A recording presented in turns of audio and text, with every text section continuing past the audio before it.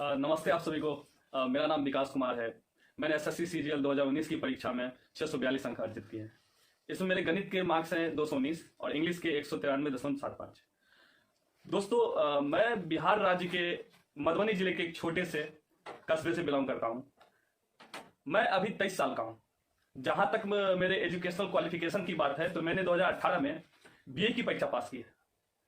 दोस्तों, अगर मैं बात करूं अपने फैमिली बैकग्राउंड की तो मेरे परिवार में 5 सदस्य हैं, जिसमें मेरे पिताजी, माँ और मेरे 2 छोटे भाई शामिल हैं। मेरे पिताजी एक वॉच मेकर है।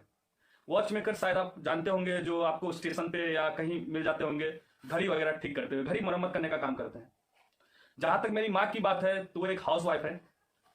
दोस्तों, चूंकि मैं एक मध्यम वर्गीय परिवार से बिलोंग करता हूं तो हमारे लिए आप जानते होंगे कि हमारी आर्थिक समस्या जो होती है वो क्या होती है। हमारे लिए बहुत बड़ी समस्या होती है आर्थिक समस्या।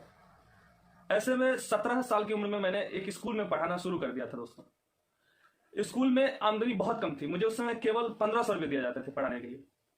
लेकिन मैंने हार नहीं मानी दोस्तों। मैंने अपना मेहनत चालू रखा। धीरे धीरे मैंने पढ़ाना शुरू किया। लोकल ट्यूशंस मुझे मिलने शुरू हो गए और भगवान की कृपा से आज ऐसी स्थिति है कि मतलब मैं अपने अगल बगल में ट्यूशंस के माध्यम से इतना अर्जित कर लेता हूं कि मैं अपना और अपने परिवार का गुजारा सही से चला सकूं। दोस्तों, ये तो हो गई मेरे परिवार की बात, मेरे फैमिली बैकग्राउंड। अब मैं बात करता हूं कि मेरे दिमाग में एसएससी की तैयारी करने का ख्याल कैसे आया। ट्यूशन पढ़ाने के दौरान ही मुझे एसएससी परीक्षा के बारे में कहीं से पता चला। जब मैंने उसका क्वेश्चन पेपर देखा तो मुझे लगा कि मैं मैथ्स सेक्शन तो काफी आसानी से कर सकता हूं, लेकिन इंग्लिश जो था वो मेरे लिए एक बहुत बड़ी चुनौती थी। क्योंकि मेरा हिंदी बैकग्राउंड रहा है, हिंदी माध्यम का मैं छात्र रहा हूं, मेरी सारी पढ़ाई हिंदी में ही हुई है, तो ऐसे में ये बहुत कठिन होता है। हिंदी जो है वो हिंदी माध्यम के छात्रों के लिए अंग्रेजी एक दुस्वप्न है, नाइटमेयर है। तो उसके बाद मैंने सोचा कि मैं इसकी तैयारी नहीं करूंगा, मैं इसके बजाय रेलवे की तैयारी करूंगा। एसएससी के बजाय मैं रेलवे की तैयारी करूंगा। यह निर्णय लेने के बाद कि मैं अब एसएससी की तैयारी नहीं करूंगा, मैं रेलवे की तैयारी करूंगा, मैंने अपना प्रिपरेशन शुरू कर दिया था। धीरे धीरे क्या हुआ कि कुछ समय के बाद मुझे सीबीएसई के बच्चों को पढ़ाने का अवसर प्राप्त हुआ। क्योंकि वे लोग कुछ ज्यादा पैसा ऑफर कर रहे थे तो मैंने इसे एज ए चैलेंज स्वीकार किया। मैंने अब इंग्लिश सीखना शुरू कर दिया, इंग्लिश सीखने पर अपना फोकस कर दिया। 1 साल के बाद मैंने देखा कि मेरी इंग्लिश वाकई अच्छी हो गई थी। मैं इंग्लिश की किताबें काफी आसानी से पढ़ सकता था, पढ़ा सकता था, समझा सकता था। उसके बाद मेरे दिमाग में ये ख्याल आया कि क्यों ना मैं एसएससी सीजीएल की तैयारी फिर से शुरू करूं। अब मैं बात करने वाला हूं book list, strategy and study hours की। मैंने क्या सब बुक्स फॉलो किए अपने प्रिपरेशन के दौरान। मैथ्स के लिए मैंने किरण पब्लिकेशन की बुक फॉलो की, क्योंकि उसमें जो क्वेश्चंस होते थे वो टाइप वाइज होते थे और उसका जो सॉल्यूशन होता था वो भी काफी ज्यादा इलाबोरेटेड होता था, जो मेरे लिए नोविस स्टूडेंट, मेरे जैसे नोविस स्टूडेंट्स के लिए क्या होता था, काफी हेल्पफुल था।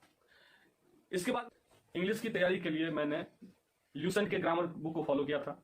इसके अलावा मैंने एमबी के प्रैक्टिस बुक से रेगुलर सेट प्रैक्टिस किया था, जिससे धीरे धीरे मेरी इंग्लिश इंप्रूव होती जा रही थी। मैंने मैथ्स और इंग्लिश के लिए दोनों के लिए ही नोट्स बनाना शुरू कर दिया था और मैं उसे मल्टीपल टाइम्स रिवाइज करता था, जिससे वो सारी चीजें मुझे याद हो जाती थी। जीके और रीजनिंग के लिए भी मैंने ल्यूसेंट की बुक फॉलो की थी। ल्यूसेंट के लिए रीजनिंग की इंडिविजुअल बुक्स आती है और जीके के लिए भी, आपको पता ही होगा। अब मैं बात करता हूं स्ट्रेटेजी की। दोस्तों, सबसे पहले मैंने अपने बेसिक्स क्लियर किए और रेगुलर मॉक प्रैक्टिस किया, जिससे मुझे अपने लूप होल्स पता चलना शुरू हो गया। मैंने अपने वीक पॉइंट्स को अपना स्ट्रेंथ बनाने की कोशिश जारी रखी। धीरे धीरे मेरे वीक टॉपिक्स इंप्रूव होकर मेरे स्ट्रेंथ बन गए। जहां प्रिपरेशन के शुरुआत में मेरे मॉक्स में 70 से 75 के अराउंड मार्क्स रहते थे, वो धीरे धीरे इंप्रूव होकर 165 170 के आसपास आने शुरू हो गए। इससे मेरा कॉन्फिडेंस लेवल काफी ज्यादा बढ़ गया था। मुझे पता था कि मैं पेपर में बहुत ज्यादा अच्छा कर सकता हूँ। बात करूँ स्टडी आवर्स की, तो चूंकि मैं सुबह और शाम ट्यूशंस पढ़ाता था तो मेरे पास उतना ज्यादा वक्त नहीं बच पाता था कि मैं अपने प्रिपरेशन को कंटिन्यू कर सकूं। इसलिए मैंने क्या किया था, मैंने टाइम मैनेजमेंट शुरू कर दिया था। मुझे पता था कि मुझे कहाँ समय मिल पा रहा है। मैं अपने समय को ऑप्टिमाइज करना शुरू कर दिया। मैंने क्या किया, मैं सवेरे उठता था और एक चेकलिस्ट बना लेता था कि आज मुझे क्या करना है, और शाम में मैं रात में सोने से पहले ये चेक करता था कि मैंने क्या कर लिया है। मैं खुद को रेट करता था। जाकर मेरे पास पढ़ाई के लिए 4 से 5 घंटे ही बच पाते थे, लेकिन मैं अपने पूरे प्रिपरेशन के दौरान कंसिस्टेंट रहा हूं। मुझे एक कहावत याद आ रही है जो मेरे ऊपर यथार्थ होती है। करत करत अभ्यास ते जर्मती होत सुजान, रसरी आवत जात ते सिल पर परत निशान। दोस्तों, अब मैं CGL 19 के इंडिविजुअल स्कोर्स की बात करता हूं। मेरे प्रीलिम्स में 167 मार्क्स थे। अगर मैं इंडिविजुअल स्कोर की बात करूं तो मैथ्स में मेरे 50 आउट ऑफ 50 मार्क्स थे। वही इंग्लिश में मेरे 50 में 45 मार्क्स थे।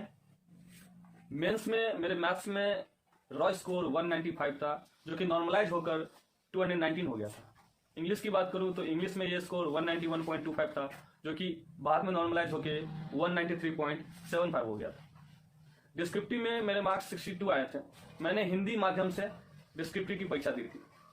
मैं अपने अनुभव से ये कह सकता हूं कि सफलता रातों रात नहीं मिलती, लेकिन लगातार प्रयास करने से एक दिन जरूर मिलती है। Thank you. Thank you.